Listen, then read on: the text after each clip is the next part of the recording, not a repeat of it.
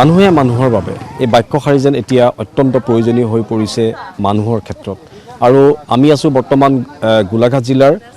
বসা ভৰুৱাৰ কানিমহল চাৰিআলিত মই কাৰাবাচন প্ৰশান্তক মই দেখুৱাবলৈ কৈছোঁ ইতিমধ্যে বান প্ৰায় শেষ হৈছে বান বিভীষিকাৰ পিছত এতিয়া বিভিন্ন বিভীষিকায় বান বিধ্বস্ত যিসকল লোক আছে সেই লোকসকলক ইতিমধ্যে পানীত হাঁহ নচৰাৰ অৱস্থা কৰিছে এয়া চাওক ইতিমধ্যে খেতিপথাৰ লাহে লাহে পানী শুকাবলৈ লৈছে আৰু সেই খেতিপথাৰত যিসমূহ খেতি আছিলে সেয়া সম্পূৰ্ণৰূপে শেষ হৈ গ'ল বানত আৰু তাৰ পাছত বহু সহৃদয়বান লোকে এই বান বিধ্বস্ত এলেকাত কঠীয়া বিতৰণ কৰিছে তাৰ ভিতৰতে আছে গোলাঘাট জিলাৰ চিনাতলিৰ সতীৰ্থ 90 তেওঁলোকে ইতিমধ্যে কিছু কঠীয়া আনি আজি বসা ভৰুলোৱা এই কানিমহল চাৰিআলিৰ বৃহত্তৰ বান বিধ্বস্ত এলেকাত কিছু সকাহ দিবলৈ চেষ্টা কৰিছে যেটো কঠীয়া যথেষ্ট আছে সেই এলেকাত কিন্তু তোলা মানুহৰ অভাৱ সেইভাবে তেওঁলোকে আনিব পৰা নাই লাহে লাহে আনি থাকিব প্ৰায় 500ৰ পৰা 780 কঠীয়া ইতিমধ্যে এই এলেকাত দিয়াৰ ইতিমধ্যে তেখেতসকলে সিদ্ধান্ত লৈছে মই অকমান আপোনাৰ ওচৰলৈ অকমান আহিছো সতীৰ্থ 90 তৰফৰ পৰা বান বিধ্বস্ত লোকসকলক কঠীয়া প্ৰদান কৰা হৈছে কিমান কঠীয়া কেতিয়ালৈকে প্ৰদান কৰা হ'ব আপোনাৰ একেলগৰ নেকি হেল্ল' হয় কক আমি আসলতে এই বানপীড়িত অঞ্চললৈ আমাৰ অঞ্চলত ইতিমধ্যে খেতি সম্পূৰ্ণ হৈছে যথেষ্ট মানুহৰ মাজত মানে কঠীয়া থাকি গৈছে আমি ভাবিলোঁ আমাৰ সতীৰ্থ 90 ফালৰ পৰা যে আমি এই বানপীড়িত অঞ্চলত অলপ যদি কঠীয়া দি পেলাই আমাৰ উপান্ত খেতিয়কখিনিক যদি অকণমান সহায় কৰিব পাৰোঁ সেই উদ্দেশ্যে আমি আজি প্ৰায় 130 কঠীয়া লৈ আহিছোঁ আৰু পৰৱৰ্তী সময়ত আমাৰ ওচৰত আৰু 500-600 কঠীয়া 80 মানে কঠীয়া ৰেডি আছে আমি তেখেতসকলৰ লগত এই বিষয়টো যোগাযোগ কৰিছোঁ তেওঁলোকে খালি তুলি অনাৰ ব্যৱস্থাটো কৰিলে তেখেতসকলো সুখী হ'ব আৰু আমিও আসলতে বস্তুটো দিবলৈ পাই এইটো অঞ্চলত অতি সুখী হৈছোঁ হয় কথা মই আপোনাৰ ওচৰলৈ আহিছোঁ বানে শেষ কৰি দিলে আমাৰ বানে শেষ কৰিলে খেতি পথাৰ একো নাই কঠীয়াও নাই এতিয়া আমি অসুবিধাত পৰাৰ কাৰণে আমি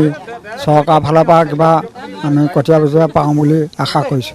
আজি কঠীয়া দিছেহি আপুনি আজি কঠীয়া আমাক দিছেহি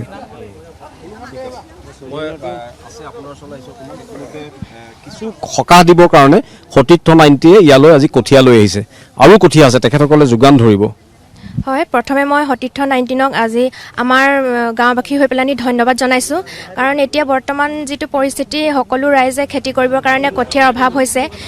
এনেকৈ যদি আপোনালোকে সহায় কৰে গাঁওবাসী নিশ্চয় উপকৃত হ'ব তেখেতসকলে আৰু আমাৰ যথেষ্ট কঠীয়া এতিয়াও প্ৰয়োজন আছে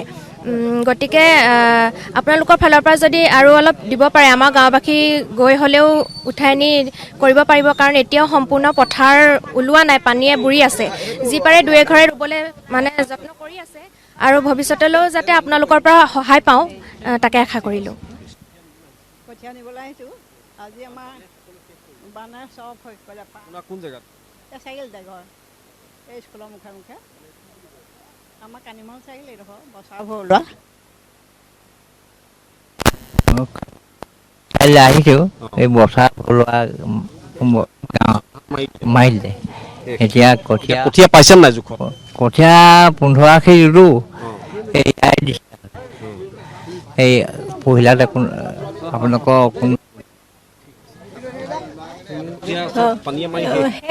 এতিয়া ফুৰিছে পোৱাই নাইচোন এবাৰ দি গ'ল সেইবাৰটো নাপালোঁ আমি আজি পাব নাই আজি তাৰ নামটো ভৰাইছোঁ পাওঁ নাপাওঁ গোটেই বান বিধ্বস্ত এলেকাৰ ৰাইজৰ দুৰ্দশা অন্তহীন দুৰ্দশা ইতিমধ্যে তেওঁলোকৰ বিভীষিকা ওলাই আছে এতিয়া পানী শুকাব আকৌ মানুহক খাবলৈ নাইকিয়া হ'ব যিহেতু ধানকেইটাই মেইন কঠীয়া অলপ পানী ইতিমধ্যে সতীৰ্থ 90 দিছে আৰু আছে কঠীয়া দিব পৰা যথেষ্টখিনি আছে কি ক'ব হয় যেহেতু কৃষি প্ৰধান অঞ্চল বসা ভৰুৱা ইয়াৰ পৰা যথেষ্টখিনি বজাৰলৈ মানে কোমল চাউল যায় ইয়াৰ পৰা কাৰণ গোলাঘাট বজাৰ হয় তিতাবৰ বজাৰ হয় ইয়াৰ পৰাই মানে কোমল চাউলখিনি প্ৰধানকৈ ইয়াৰ পৰাই যায় আৰু সেইখিনি এতিয়া মানুহৰ যিহেতু পথাৰ সম্পূৰ্ণ ডুবি গৈছে আৰু বছৰেকৰ ধানকেইটা তেওঁলোকৰ অভাৱ অনুভৱ কৰিব এতিয়া নহ'লেও অহা বছৰটোৰ কাৰণে আপোনালোকৰ সতীৰ্থ 19ৰ যোগেদি যি এই পদক্ষেপ লৈছে আচলতে আমি শলাগ লৈছোঁ কাৰণ তেওঁলোকে কঠীয়াকেইডাল যোগাৰ ধৰিছে অন্ততঃ মানুহখিনিয়ে নিজৰ পেটৰ ভাতমুঠি তেওঁলোকে যোগাৰ কৰিব পাৰিব গুৰুত্বপূৰ্ণ কথা ইতিমধ্যে মই কৈছোঁ এয়া সতীৰ্থ 90 তৰফৰ পৰা কৃষকসকলক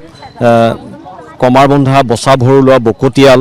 কুমাৰ এই লোকসকলক ইতিমধ্যে কঠীয়া যোগান ধৰা হৈছে। এয়া কেৱল আৰম্ভণি সতীৰ্থ 90 আৰু ইয়াৰ পিছত ধাৰাবাহিকভাৱে ইতিমধ্যে এই কঠীয়া প্ৰদান কাৰ্যসূচী চলি থাকিব। প্ৰায় 500ৰ পৰা 1000 আশী কঠীয়া। মই এবাৰ অকণমান এই বেনাৰখন মই দেখুৱাবলৈ চেষ্টা কৰিম। কেমেৰা পাৰ্চন প্ৰশান্তক মই ক'ম যে সতীৰ্থ 90য়ে লিখিছে যে মানুহে মানুহৰ বাবে বানাকান্তলৈ কঠীয়া, আৰু এনেদৰে এই কাৰ্য ইতিমধ্যে অব্যাহত থাকিব সতীৰ্থ 90ৰ। আমি বানাকান্তৰ ৰাইজক যিমানখিনি পাৰোঁ সহযোগিতা আগবঢ়াই আছোঁ আৰু শেহতীয়াভাৱে কঠীয়াৰ জৰিয়তে তেওঁলোকক অকণমান যাতে অহা বছৰ এমুঠি ভাত নিজে খাব পাৰে তাৰ ব্যৱস্থা ইতিমধ্যে কৰি তোলা হৈছে।